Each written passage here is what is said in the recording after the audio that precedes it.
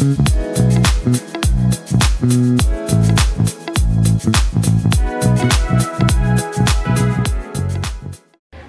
warahmatullahi wabarakatuh.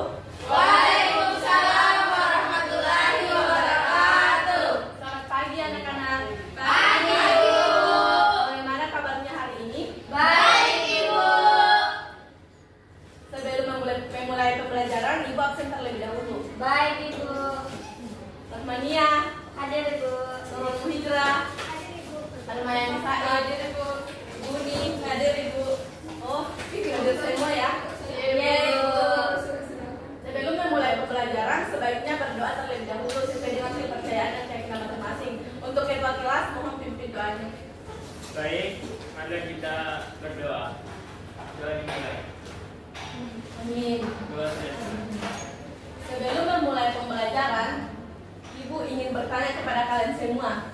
Pasti kalian pernah olahraga kan? Pernah, Ibu. Kenapa pada saat setelah olahraga itu kita mengeluarkan keringat? Saya, Bu. Nah, setelah berolahraga tubuh pasti mengeluarkan keringat. Mengapa demikian? Hal ini terjadi agar terhindar dari zat-zat yang dapat meracuni tubuh kita. Nah, zat-zat beracun ini tersebut merupakan sistem metabolisme yang sudah tidak berguna lagi bagi tubuh. Berikan aplaus kepada teman-temannya. Jawabannya cukup bagus ya. Keringat itu tidak hanya untuk mendinginkan tubuh, tetapi juga untuk mengeluarkan zat-zat sisa metabolisme yang tidak diperlukan lagi oleh tubuh.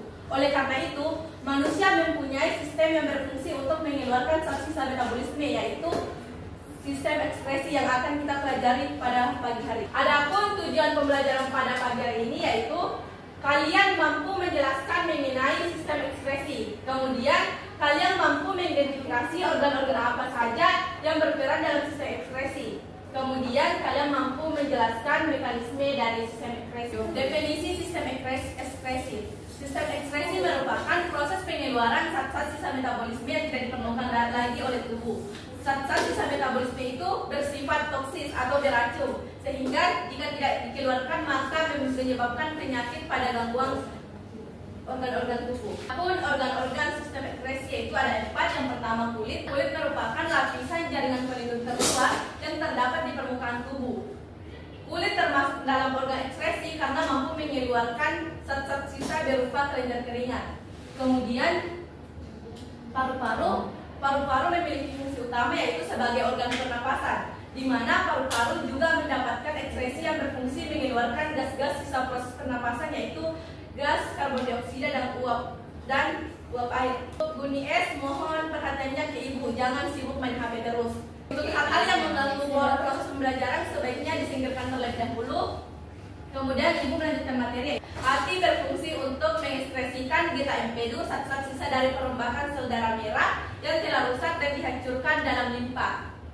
Kemudian ginjal merupakan komponen penyusun utama pada sistem ekskresi karena mampu mengeluarkan urin, yaitu ginjal juga berfungsi menyaring sisa metabolisme dari darah, menjaga keseimbangan cairan dan lain sebagainya. Kemudian mekanisme pembentukan urin. Yang pertama proses filtrasi, di mana proses penyaringan sel-sel darah hasil dari proses filtrasi berupa urin primer. Kemudian reabsorpsi, di mana proses penyerapan kembali zat-zat yang masih dibutuhkan oleh tubuh. Pada proses reabsorpsi itu berupa urin sekunder. Kemudian proses terakhir yaitu augmentasi, di mana proses pengumpulan cairan dari proses sebelumnya akan dikeluarkan melalui uretra. Setelah 5 parameter itu tadi, apakah ada yang masih kurang paham? Paham. Ibu akan membagi kalian menjadi 3 kelompok, di mana Ibu membaginya sesuai nomor urut absen. Kelompok 1 itu nomor urut absen 1 sampai 5. Kelompok 2 6 sampai 10. Kemudian kelompok 3 itu 11 sampai 15. Mohon berkumpul ke teman-temannya masing-masing. Proses pengerjaannya itu kan tadi Ibu cuma menjelaskan sedikit mengenai mekanisme proses pembentukan urin pada ginjal. Di sini pada kelompok 1 itu akan membahas proses pertama yaitu filtrasi. Kelompok 2 itu membahas mengenai reabsorpsi atau penyerapan kembali. Kemudian kelompok 3 itu membahas tentang augmentasi.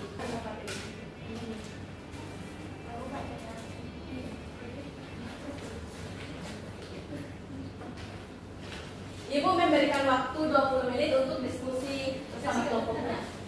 Bagaimana dengan kelompok 1? Apakah sudah selesai mengerjakan? Sudah selesai. Ibu. Kelompok 2? Selesai, Bu. Kelompok 3? Sudah Bu, aman Bu. Untuk Herma, apakah ada kebingungan? Tidak Bu. Selanjutnya itu, setiap kelompok harus mempunyai perwakilan sebagai ketua untuk mempresentasikan hasil diskusinya. Kelompok 1 diharapkan untuk menampilkan hasil. Baik, jadi hasil diskusi kami yaitu mengenai filtrasi, di mana proses pembentukan kulit itu dimulai dengan filtrasi, yaitu penyalinan darah yang terjadi di glomerulus bagian dari lever ginjal. Nah, bagus sekali jawabannya. Berikan aplaus kepada kelompok 1. Apakah dari kelompok lain ada sanggahan untuk kelompok 1? Tidak ada, Ibu. Untuk kelompok 2 dipersilakan. Baik, untuk kelompok 2 itu membahas mengenai reabsorpsi. Jadi atau penyerapan kembali di tubulus. Tahap ini itu menyerap kembali zat-zat penting dari filtrat ke dalam darah, terjadi terutama di tubulus proksimal. Kemudian zat seperti glukosa, asam amino, sebagian besar air dan ion-ion penting seperti Na+ dan Cl- dikembalikan ke aliran darah karena masih dibutuhkan oleh tubuh. Ini Bu. Terima kasih untuk kelompok 2. Bagaimana dengan kelompok lain? Apakah ada sanggahan untuk kelompok 2? Tidak ada, Ibu. Kelompok 3 dipersilakan. Baik, terima kasih. Kami membahas tentang augmentasi atau pengeluaran zat sisa tambahan, di mana tahap terakhirnya adalah sekresi tubulus atau augmentasi, yaitu proses pengeluaran zat sisa atau racun dari darah langsung ke tubulus, terutama di tubulus distal dan ductus. Baik. Terima kasih untuk kelompok 3. Dari aplaus untuk kelompok 1 sampai 3. Setelah pemaparan materi itu tadi dan pemaparan dari hasil diskusi kalian, di sini Ibu akan memberikan evaluasi untuk melihat pemahaman kalian pada materi pagi hari ini. Di sini kalian cukup mengangkat tangan ya. Ada 4 pertanyaan. Pertanyaan pertama yaitu hasil ekspresi kulit adalah Bu. Nurul Afifah, keringat Bu. Ya. Pertanyaan kedua yaitu hasil ekspresi pada hati. Bu, Erwin. kita yang kedua Ibu. Ya, bagus. Untuk Dita Febrianti, hasil ekspresi pada paru-paru. Karbon dioksida, Ibu. Berikan aplaus kepada Dita Febrianti. Kemudian yang terakhir itu hasil ekspresi pada ginjal. Saya, Ibu. Adriminya Saya, Ibu.